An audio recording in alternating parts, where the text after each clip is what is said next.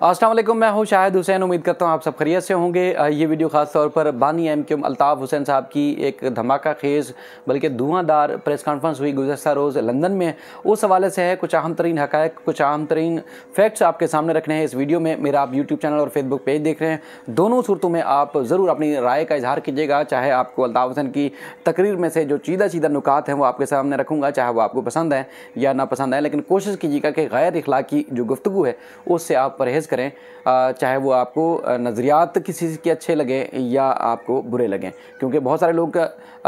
किसी से अगर मुखालफत करते हैं तो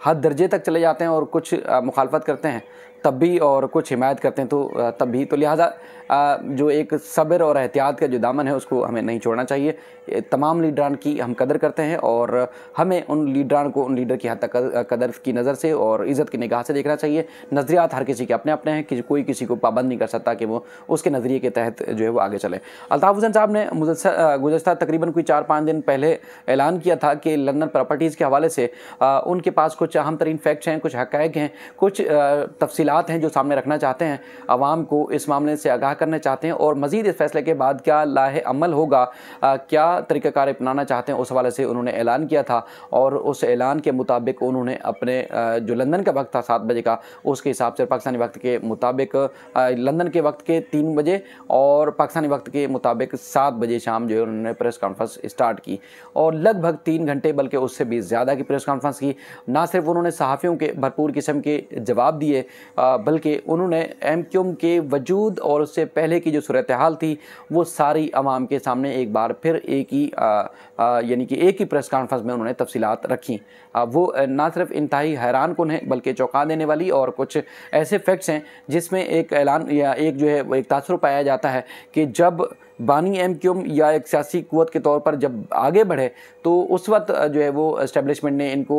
या दीवार से लगाने की कोशिश की, या इस्टेब्लिशमेंट ने अपने तौर पर इस्तेमाल करने की कोशिश की। लेकिन जो उनकी प्रेस कॉन्फ्रेंस जो कि पूरी उनके सियासी कैरियर से मुताल्लिक है, बल्कि जब वो स्टूडेंट लाइफ में इस सारी जद्दोजहद को आगे बढ़ा रहे थे, तो उसमें नज़र आता है कि जब उनकी जद्दोजहद इब्तिदा में थी तब भी उनके मुताबिक जो उन्होंने स्पीच की, जो उन्होंने लोगों को आगाह किया, जो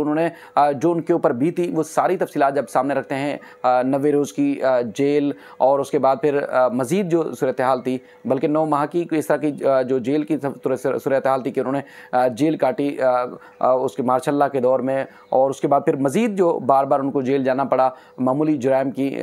सूरत में, और उसके बाद फिर जेल के अंदर इस्टेब्लिशमेंट के लोग उनसे किस तरह आके उनसे मिलते थे, सियासी जद्दोजहद तर्क करके दीगर फ़वाइद लेकर जो किनारा कशी इख्तियार करने की भी मुतालबात किए जाते थे, यानी कि अपनी मर्ज़ी की बातें जो है मनवाने की कोशिश की जाती थी। इस हवाले से वो सारे फैक्ट्स उन्होंने बताए। तो इससे नज़र आता है कि ये जो सियासी जमातों को इस्टेब्लिशमेंट जो अपनी मर्ज़ी की चीज़ें जो कराने की कोशिश करती है, ये अरूज के टाइम नहीं, यानी कि इब्तिदा से ही कोशिश करती है, जिस तरह अल्ताफ़ हुसैन साहब ने फरमाया। तो उसके बाद फिर ये नज़र आता है कि क्या क्या सूरत हाल इनके साथ बीती होगी। बहरहाल जो कारकुनान हैं उनके साथ क्या बीती, उसके बाद फिर मुल्क में जो उस वक्त जो जारी बहरान था, सियासी बहरान, उस हवाले से भी वो तमाम तर तफसीलात जो अपने कारकुनान के सामने रखते हैं, और उन्होंने करार दिया कि उनके मौजूदा जो जायदादों के हवाले से जो फ़ैसला है वो एमक्यूएम का अपना नहीं है, यानी कि एमक्यूएम के जो एमएनए और सूबाई वफाकी वज़ीर हैं अमीनुल हक साहब, ये उनका फ़ैसला नहीं है, ये फ़ैसला कहीं और से हुआ। उसके कुछ फैक्ट्स, कुछ तस्वीरें न सिर्फ लोकल बल्कि बैनुल-अक़वामी सतह पर किस तरह उनके मुताबिक जो चीज़ें रखी गई हैं वो भी उन्होंने हक़ाइक़ के तौर पर आवाम के सामने रखी हैं। और उनका कहना है कि ये जो नाकाबिल तरदीद और नाकाबिल कहते हैं ना कि ऐसे शवाहिद हैं जो कहीं भी इनको झुटलाया नहीं जा सकता, और ना ही इनको जो है वो कहीं मस्क किया जा सकता है, यानी कि नाकाबिल तरदीद शवाहिद उनके हिसाब से उन्होंने आवाम के सामने रखे। अच्छा, तवील प्रेस कॉन्फ्रेंस थी, चूँकि कराची से भी बहुत सारे दोस्तों को इन्विटेशन था, मुझ समेत बहुत सारे दोस्तों को इन्वाइट किया गया था, लेकिन कुछ नागज़ूर वजूहात की बिना पर हम उसमें शिरकत नहीं कर सके। लेकिन जो सवालात किए और सवालात हमने सहाफ़ियों के सुने, ना सिर्फ वहाँ पर लंदन में मौजूद सहाफ़ी थे, उन्होंने भरपूर भरपूर किस्म के सवाल किए जो आम आवाम के दिलों में या दिमाग में पाए जाते हैं। वो बल्कि जो वीडियो लिंक के ज़रिए मौजूद आवाम थे, लोग थे, सहाफ़ी थे, उन्होंने भी अल्ताफ़ हुसैन साहब से सवाल किए और उन्होंने उसका भरपूर किस्म का जवाब दिया। एक तो ये है कि लोग सवाल करते हैं जी अल्ताफ़ हुसैन कब आना चाहते हैं, तो उन्होंने कहा देखें जी एक पासपोर्ट मेरा जो है वो मैंने बनने के लिए दिया था, एक्सपायर हो गया था, पासपोर्ट बनने नहीं दिया जा रहा। वो तो एक पाकिस्तानी की हैसियत से वो जब चाहे पाकिस्तान आना चाहते हैं, बल्कि पाकिस्तान आने की कोशिश में भी है, लेकिन उनका पासपोर्ट उनको नहीं बनने दिया जा रहा। तो लिहाजा एक सबसे बड़ी रुकावट जो है वो पासपोर्ट के बनने की है। पासपोर्ट बन जाएगा तो वो पाकिस्तान आने के लिए उनको कोई भी नहीं रोक सकता, क्योंकि वो पाकिस्तान से मोहब्बत करते हैं, दिलो जान से मोहब्बत करते हैं, पाकिस्तान ही उनका सब कुछ है। तो लिहाजा वो पाकिस्तान तो आना चाहते हैं, उनको तो मसला ही नहीं है। लेकिन ये है कि उनका पासपोर्ट उनको मिल जाएगा चूँकि एक्सपायर हो चुका है, और उसके बाद फिर उस हवाले से उन्होंने ना सिर्फ जो पाकिस्तान की एम्बेसी है, हाई कमीशन है वहाँ, बल्कि इस्लामाबाद हाई कोर्ट में भी केस किया हुआ है। इसके अलावा उन्होंने तमाम जो रहनुमा हैं MQM पाकिस्तान के, चाहे मुस्तफ़ा कमाल साहब हैं, अनीस कायम खानी साहब हैं, या उसके बाद फिर जो दीगर हैं, ख़ासतौर पर आमिर खान, खालिद मकबूल सदीकी, डॉक्टर फ़ारूक सत्तार, जितने भी सरकर्दा रहनुमा हैं, उस हवाले से उन्होंने भरपूर किस्म के उनको आड़े हाथों लिया और उनके ऊपर शदीद एक कह सकते हैं कि सख्त तरीन तनकीद का निशाना बनाया। तो चूँकि इस तरह लगा कि वो जो है वो शदीद गम गुस्से का शिकार है, यानी कि शदीद नाराज़ हैं इन रहनुमाओं से, क्योंकि सहाफ़ियों ने यह भी सवाल किया था कि पहले तो आपने आमिर खान को बख्श दिया था, माफ़ कर दिया था, तो उसके बाद अगर दोबारा नौबत आती है तो फिर आप क्या करेंगे। तो उन्होंने तो अब वाज़ेह अल्फाज में कह दिया कि वो किसी सूरत भी नौबत आएगी तो कभी भी वो किसी को, जो उनसे जिन लोगों ने गद्दारी की है, उनको कभी माफ़ नहीं करेंगे। लेकिन उन्होंने कहा कि उन्हें 48 घंटे का टाइम दे दिया जाए और उसके बाद फिर मैं सियासी ताकत का मुजाहरा करूँगा और लोगों को बताऊँगा कि किस तरह मैं लोगों के साथ अटैच हूँ, चूँकि जो दिल दिमाग में लोगों के नज़रियात बस जाते हैं वो उनको कभी निकाला नहीं जा सकता। तो लिहाजा मुझे टाइम दे दिया जाए तो मैं जो है वो 48 घंटे के अंदर अंदर अपनी क़ुव्वत और ताकत का मुजाहरा करके आवाम के सामने, आवाम के साथ बता सकता हूँ। लेकिन उसके बाद फिर दीगर जो रहनुमाओं ने किया वो आपके सामने। उन्होंने लंदन प्रॉपर्टीज़ के हवाले से एक और भी बात की कि देखें ये मेरे नाम तो है नहीं, मेरी प्रॉपर्टी है नहीं, ये कारकुनों या एक आवाम के चंदे से प्रॉपर्टी ख़रीदी गई थी, और जो शोहदाए असीर है या MQM के जो हमदर्द हैं जो किसी न किसी सूरत दुनिया से चले गए हैं, तो उनको जो है वो इसकी किराए की मद में उनकी कफ़ालत की जाती है। और ये यहाँ पर भी ये हर ज़बान ज़द-ए-आम है बात के, इसी तरह किया जाता है कि जो MQM के कारकुनान जो लापता हो गए या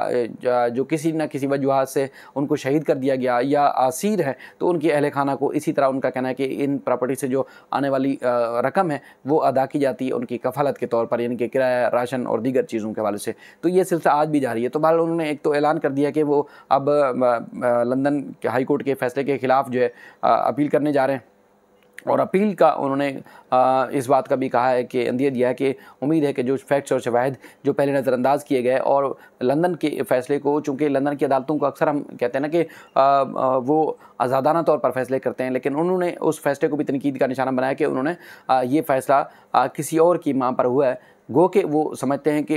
लंदन की अदालतों के जो फ़ैसले हैं वो साफ़, शफाफ और मुनसफ़ाना तौर पर होते हैं, लेकिन इस फ़ैसले में वो चीज़ें नहीं की गई जो दूसरे फ़ैसलों में की जाती हैं। तो इस पे भी उन्होंने कहा कि दाल में कुछ काला ज़रूर है कि ये जो लंदन प्रॉपर्टी के हवाले से जो फ़ैसला है वो मेरे ख़िलाफ़ क्यों आया, क्योंकि इसके पीछे न सिर्फ लोकल बल्कि इंटरनेशनल लोग भी इन्वॉल्वमेंट है। इस वजह से उन्होंने करार दिया कि फ़ैसला हुआ है। अच्छा, अक्सर हम देखते हैं, चाहे वो पाकिस्तान में भी आजकल एक रिवाज है कि मखसूस सहाफ़ियों को, मखसूस चैनल्स को और मखसूस लोगों को बुला कर दावा किया जाता है जी उन्होंने प्रेस कॉन्फ्रेंस की है। और लंदन में तो ख़ासतौर पर यही है कि नवाज़ शरीफ साहब 3 सहाफ़ियों को, 3 चैनल्स को बुलाते हैं और बड़ी प्रेस कॉन्फ्रेंस करते हैं और मखसूस किस्म के सवाल और मखसूस किस्म के जवाब जो है वो दिए और लिए जाते हैं।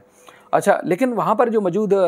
सहाफ़ी है उन्होंने दिलचस्प कल की प्रेस कॉन्फ्रेंस को जो है वो तज़किरा करते हुए बताया कि देखें जी बानी MQM की तरफ से जो सवालात किए गए, और हमें भी यही कहा गया था कि आप शिरकत करते हैं, चूँकि हम अक्सर जो उनकी ख़बरें हैं, चूँकि सोशल मीडिया पे तो पाबंदी नहीं है, हम आज़ादी इज़हार राय के तहत तो अल्ताफ़ हुसैन साहब की ख़बरें या कोई भी और ख़बरें हैं सोशल मीडिया पे हम लोगों तक पहुँचाते रहते हैं, जो कि आम मीडिया, जो एक नेशनल मीडिया है वो डिस्प्ले नहीं करता। तो हमें उसी तनाज़ुर में इन्विटेशन मिला था मुख्तलिफ़ सहाफ़ियों को जो कराची में मौजूद हैं,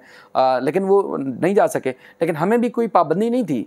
कि आप ये सवाल करेंगे, ये नहीं करेंगे, जो चाहें, जैसा चाहें, जिस तरह चाहें अल्ताफ़ हुसैन साहब से सवाल करें, वो आपको जवाब देंगे। तो बहरहाल इस बात की तस्दीक की जो है वो फ़रीद अहमद साहब हैं, फ़रीद अहमद कुरैशी साहब, यूके में होते हैं, ARY के सीनियर सहाफ़ी हैं और बड़े कदीम वहाँ पर रहते हैं, यानी कि काफ़ी पुराने हैं और बड़ी बड़ी खबरें देते रहते हैं। इनके साथ और भी सहाफ़ी वहाँ दोस्त मौजूद थे। तो उन्होंने एक ट्वीट किया और अल्ताफ़ हुसैन साहब के जो मखसूस क्लिप्स है, ट्वीट्स के क्लिप्स है, उन्होंने मुख्तलिफ दीगर सहाफ़ियों ने भी की, उन्होंने और भी बेशुमार बातें की हैं। इनके ट्वीट जो मैं आप तक पहुंचाना चाहता हूं, वो कहते हैं जी, बानी MKM अल्ताफ़ हुसैन की लंदन में 3.5 घंटे की पुरहजूम प्रेस कॉन्फ्रेंस, लंदन के अलावा वीडियो लिंक पर मौजूद सहाफ़ियों के सवालात पर भी तसल्ली बख्श उन्होंने जवाब दिए। लंदन में मुकीम साबिक़ वज़ीर आज़म नवाज शरीफ के बरअक्स अल्ताफ़ हुसैन की प्रेस कॉन्फ्रेंस सिर्फ 3 फ्रेंडली चैनल तक महदूद नहीं थी, यानी कि उन्होंने सबको दावत दी थी, सब आएँ, जो भी सहाफ़ी हैं वहाँ आएँ और सवाल करें, जवाब लें, और उसके बाद फिर अल्ताफ़ हुसैन साहब जो भी कहना चाहते हैं वो सब तक पहुँचाने के लिए कहा गया था। कोई पाबंदी, कोई लिख के सवाल नहीं दिया गया था, कोई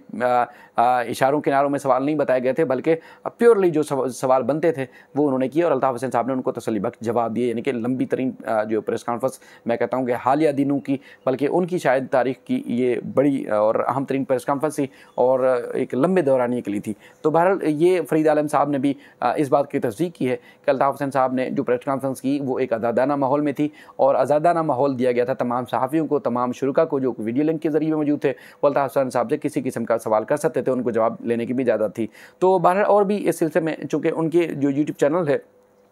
अल्ताफ़ हुसैन साहब के, उसके ऊपर ये तमाम वीडियो जो है तकरीबन 3-3.5 घंटे की है, वो मौजूद है। आप चाहें तो वहाँ देख लें। बहुत सारी चीज़ें उन्होंने जो है वो डिस्कस की हैं, काफ़ी गुस्से का इज़हार भी किया है, काफ़ी नाराज़गी का इज़हार भी किया है, लोकल इस्टेब्लिशमेंट का भी तज़किरा किया है उन्होंने। कहाँ ये जो है वो ये प्लान बनाया गया कि इनकी लंदन प्रॉपर्टी के हवाले से जो केस किया जाएगा, यानी कि 2012 के बाद से जो कहानी थी, बल्कि मुशर्रफ दौर के बाद से लेके उसके बाद फिर कहानी को कैसे कैसे ट्विस्ट आता गया, वो सारा उन्होंने बयान किया है। आप चाहें तो उनके चैनल पे देख सकते हैं। जो माहौल हमने देखा, जो महसूस किया, आप तक पहुँचाना है वो आप तक पहुँचाया। अपनी कीमती राय का ज़रूर इज़हार कीजिएगा। अपना और अपने साथियों का ज़रूर ख्याल रखिएगा। अल्लाह ताला हमारे मुल्क का हामी नासिर हो। अल्लाह हाफ़िज़।